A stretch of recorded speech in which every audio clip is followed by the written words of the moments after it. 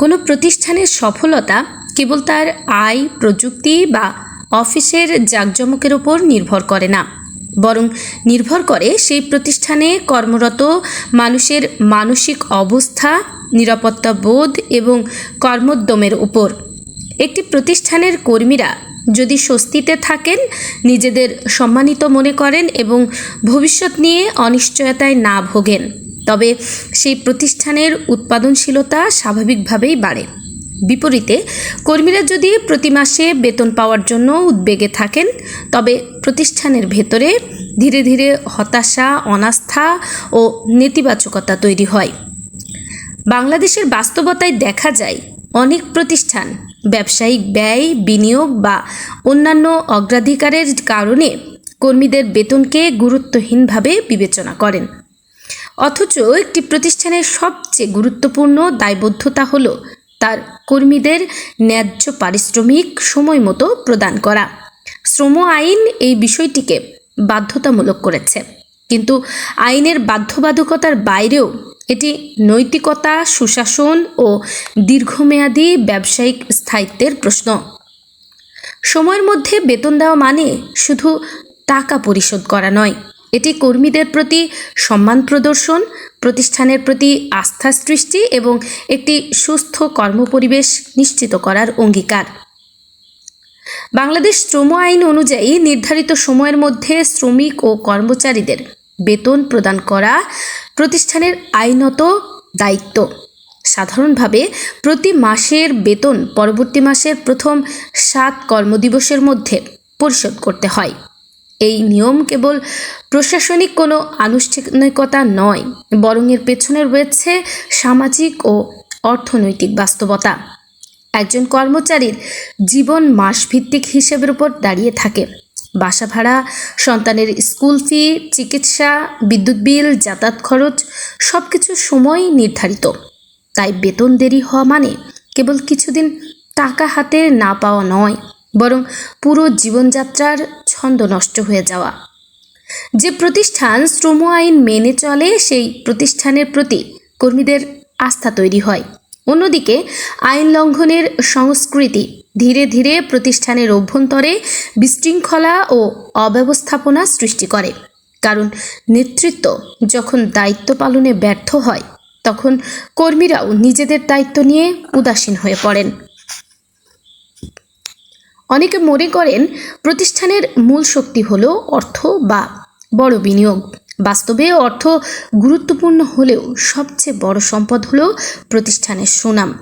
টাকা দিয়ে যন্ত্র কেনা যায়, অফিস সাজানো যায়, বিজ্ঞাপন দেওয়া যায়, কিন্তু সুনাম কেনা যায় না।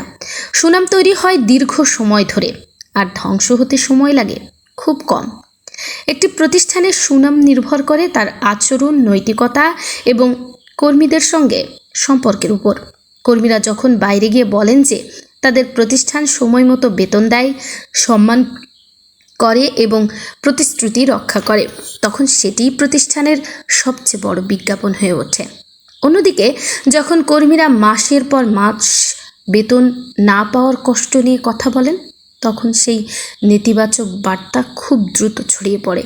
সমাজে কোনো প্রতিষ্ঠানের দুর্নাম ছড়ানোর জন্য বড় মিডিয়া প্রয়োজন হয় না। একটি চায়ের দোকান, একটি মুদি দোকান কিংবা একটি পরিবহন স্ট্যান্ড থেকেও প্রতিষ্ঠানের সম্পর্কে নেতিবাচক ধারণা তৈরি হতে পারে। সুনাম এমন একটি সম্পদ যা একবার হারিয়ে গেলে পুনরুদ্ধার করা অত্যন্ত কঠিন। একই পদে কর্মরত 2 ব্যক্তি যদি অযৌক্তিকভাবে ভিন্ন বেতন পান, তাহলে প্রতিষ্ঠানের ভেতর নীরব ক্ষোভ তৈরি হয়। এই ক্ষোভ প্রথমে প্রকাশ পায় না, কিন্তু ধীরে ধীরে কর্মপরিবেশ বিষাক্ত করে তোলে।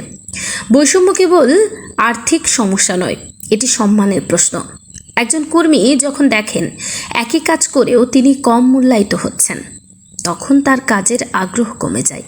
তিনি মনে করেন প্রতিষ্ঠান তাকে গুরুত্ব দিচ্ছে না।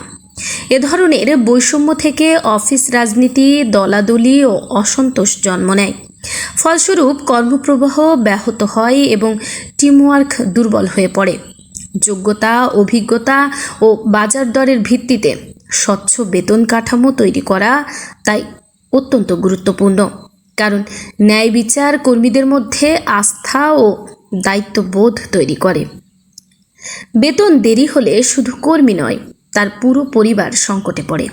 একজন কর্মচারী হয়তো মাসের শুরুতেই বাসা ভাড়া দেওয়ার প্রতিশ্রুতি দিয়েছেন, দোকানে বাকিতে বাজার নিয়েছেন, সন্তানের স্কুল ফি জমা দেওয়ার সময় নির্ধারিত। হঠাৎ বেতন না পেলে তাকে বিব্রতকর পরিস্থিতির মুখোমুখি হতে হয়। পাওনাদাররা যখন বারবার টাকা চান, তখন কর্মী বাধ্য হয়ে বলেন, এখনও বেতন হয়নি। এই একটি বাক্যই প্রতিষ্ঠানের দুর্নাম ছড়িয়ে দেওয়ার জন্যই যথেষ্ট। সমাজ প্রতিষ্ঠানের ভাবমূর্তি তৈরি হয় মানুষের মুখে মুখে। কর্মীদের ব্যক্তিগত সংকট একসময় প্রতিষ্ঠানের সম্মানহানির কারণ হয়ে দাঁড়ায়। ফলে দক্ষ লোকেরা ওই প্রতিষ্ঠানে চাকরি করতে আগ্রহ হারায়। নিয়মিত বেতন কর্মীদের মানসিক নিরাপত্তা দেয়। একজন মানুষ যখন জানেন নির্দিষ্ট সময়ে তিনি বেতন পাবেন, তখন তিনি মনোযোগ দিয়ে কাজ করতে পারেন। কিন্তু অনিশ্চয়তা মানুষের মনোবল ভেঙে দেয়। বেতন নিয়ে দুশ্চিন্তায় থাকা কর্মী কখনোই শতভাগ মনোযোগ দিয়ে কাজ করতে পারেন না। তার মাথায় তখন অফিসের কাজের চেয়ে ব্যক্তিগত সংকট বড় হয়ে দাঁড়ায়। মনোবিজ্ঞান বলছে, আর্থিক অনিশ্চয়তা মানুষের উদ্বেগ, হতাশা ও মানসিক চাপ বাড়ায়। এই চাপ কর্মক্ষেত্রে ভুল বাড়ায়, সৃজনশীলতা কমায় এবং উৎপাদনশীলতা নষ্ট করে। অন্যদিকে সময় মতো বেতন পাওয়া কর্মীরা প্রতিষ্ঠানের প্রতি কৃতজ্ঞতা অনুভব করেন। তারা নিজেদের প্রতিষ্ঠানের অংশ হিসেবে ভাবেন, ফলে কাজের মানও উন্নত হয়। যে প্রতিষ্ঠানে নিয়মিত বেতন দেওয়া হয় না, সেখানকার দক্ষ কর্মীরা বেশি দিন থাকতে চান না। তারা সুযোগ পেলেই অন্যত্র চলে যান। একজন দক্ষ কর্মী চলে যাওয়া মানে শুধু একজন মানুষ হারানো নয়, বরং অভিজ্ঞতা, দক্ষতা ও প্রতিষ্ঠান সম্পর্কে তার জ্ঞান হারানো। নতুন কাউকে নিয়োগ দেওয়া, প্রশিক্ষণ দেওয়া এবং কাজ বুঝিয়ে দিতে আবার সময় ও অর্থ ব্যয় হয়। ফলে প্রতিষ্ঠানের সামগ্রিক কার্যক্ষমতা কমে যায়। দীর্ঘমেয়াদে এটি প্রতিষ্ঠানের জন্য বড় ক্ষতির কারণ হয়। অনেক প্রতিষ্ঠান মনে করে কম বেতন দিয়ে বা বেতন আটকে রেখে তারা খরচ বাঁচাচ্ছে। বাস্তবে তারা আরও বড় ক্ষতির দিকে এগিয়ে যাচ্ছে। একজন প্রতিষ্ঠানের প্রধানের সবচেয়ে বড় দায়িত্ব হলো কর্মীদের প্রতি দায়বদ্ধ থাকা। নেতৃত্ব মানে শুধু নির্দেশ দেওয়া নয়, বরং মানুষের আস্থা অর্জন করা। যে নেতা কর্মীদের কষ্ট বোঝেন, সময় মতো বেতন দেন এবং প্রতিশ্রুতি রক্ষা করেন, তিনি সহজেই কর্মীদের শ্রদ্ধা অর্জন করেন। অন্যদিকে যারা কর্মীদের শ্রমকে অবমূল্যায়ন করেন, তাদের নেতৃত্ব দীর্ঘস্থায়ী হয় না। ভয় দেখিয়ে কিছুদিন কাজ আদায় করা যায়, কিন্তু ভালোবাসা ও সম্মান ছাড়া একটি শক্তিশালী প্রতিষ্ঠান গড়ে তোলা যায় না। একটি প্রতিষ্ঠানের প্রকৃত সংস্কৃতি বোঝা যায় কর্মীদের সঙ্গে তার আচরণে। ব্যবসায় লাভ ক্ষতির ওঠানামা থাকবে, অনেক সময় প্রতিষ্ঠানের আয় কমে যেতে পারে, কিন্তু সেই সংকটের বোঝা কর্মীদের উপর চাপিয়ে দেওয়া সমাধান নয়। অফিস সাজানো, নতুন প্রকল্প শুরু করা কিংবা অপ্রয়োজনীয় খরচ কমানো সম্ভব, কিন্তু কর্মীদের বেতন আটকে রাখা মানে প্রতিষ্ঠানের ভিত দুর্বল করে দেওয়া। সুস্থ আর্থিক ব্যবস্থাপনার অন্যতম শর্ত হলো বেতনকে প্রথম অগ্রাধিকার দেওয়া, কারণ কর্মীরাই প্রতিষ্ঠানের চালিকা শক্তি। তাদের অসন্তুষ্ট রেখে কোনো প্রতিষ্ঠান দীর্ঘমেয়াদে সফল হতে পারে না। সুস্থ আর্থিক ব্যবস্থাপনার অন্যতম শর্ত হলো বেতনকে প্রথম অগ্রাধিকার দেওয়া, কারণ কর্মীরাই প্রতিষ্ঠানের চালিকা শক্তি। সম্মান ও স্থিতিশীলতার মাধ্যমেই সুস্থ কর্মপরিবেশ তৈরি হয়। সময় মতো বেতন সেই স্থিতিশীলতার অন্যতম প্রধান উপাদান। যে কর্মী অফিসে এসে প্রতিদিন ভাবেন কবে বেতন পাবেন, তিনি কখনোই মনোযোগী হতে পারবেন না। এতে ভুল বাড়ে, কাজের গতি কমে এবং টিমের মধ্যে নেতিবাচকতা ছড়িয়ে পড়ে। অন্যদিকে আর্থিক নিরাপত্তা কর্মীদের সৃজনশীল হতে সাহায্য করে। তারা নতুন ধারণা দেন, ঝুঁকি নিতে সাহস পান এবং প্রতিষ্ঠানের উন্নয়নে আন্তরিকভাবে কাজ করেন। একজন কর্মী একা নন, তার সঙ্গে জড়িয়ে থাকে তার একটি পরিবার। তার আয়ের ওপর নির্ভর করে বাবা মা, সন্তান, স্ত্রী বা অন্যান্য সদস্যদের জীবনযাত্রা। তাই বেতন দেরি হওয়া মানে একাধিক মানুষের জীবনে অস্থিরতা তৈরি হওয়া। অনেক সময় সন্তানদের পড়াশোনা বন্ধ হওয়ার উপক্রম হয়, চিকিৎসা ব্যাহত হয় কিংবা সামাজিক অপমানের মুখোমুখি হতে হয়। যে প্রতিষ্ঠান কর্মীদের এই বাস্তবতাকে বোঝে, সেই প্রতিষ্ঠানই প্রকৃত অর্থে মানবিক প্রতিষ্ঠান। বাংলা সমাজে একটি প্রচলিত কথা আছে, মানুষের দীর্ঘশ্বাস ভালো নয়।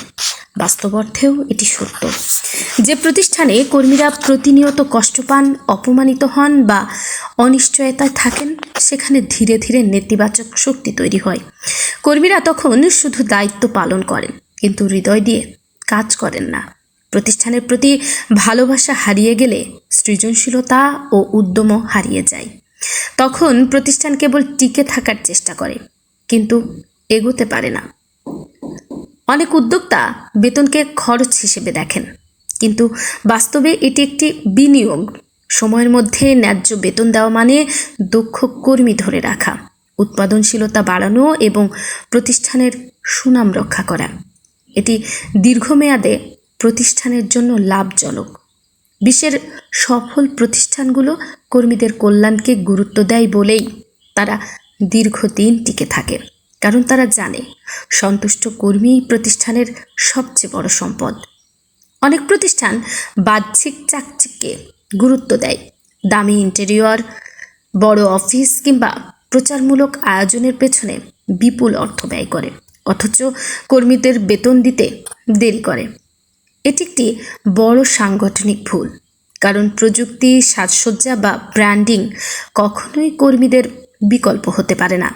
একজন নিবেদিত কর্মী প্রতিষ্ঠানের প্রকৃত শক্তি।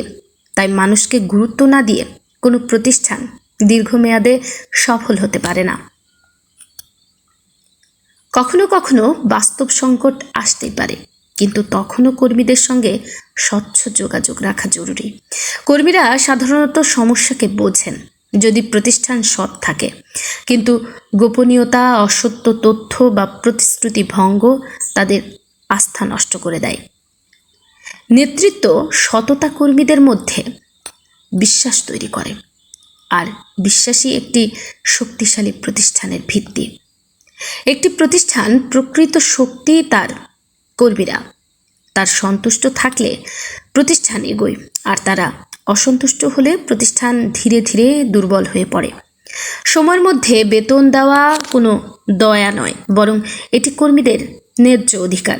একই সঙ্গে এটি প্রতিষ্ঠানের জন্য সবচেয়ে কার্যকর বিনিয়োগ, কারণ সময়মতো বেতন কর্মীদের কর্মোদ্যম বাড়ায়, প্রতিষ্ঠানের সুনাম রক্ষা করে, দক্ষ জনবল ধরে রাখে এবং একটি সুস্থ কর্মসংস্কৃতি তৈরি করে। যে প্রতিষ্ঠান কর্মীদের সম্মান করে, তাদের প্রাপ্য সময়মতো দেয় এবং ন্যায়সঙ্গত আচরণ করে, সেই প্রতিষ্ঠান দীর্ঘমেয়াদে মানুষের আস্থা অর্জন করে। আর মানুষের আস্থার চেয়ে বড় পুঁজি পৃথিবীতে খুব কমই আছে। সুতরাং প্রতিষ্ঠানের দায়িত্ব, সুনাম ও সফলতা নিশ্চিত করতে হলে কর্মীদের বেতন মাসের প্রথম সপ্তাহের মধ্যেই পরিশোধ করা শুধু বাস্তবসম্মত নয়, বরং অপরিহার্য।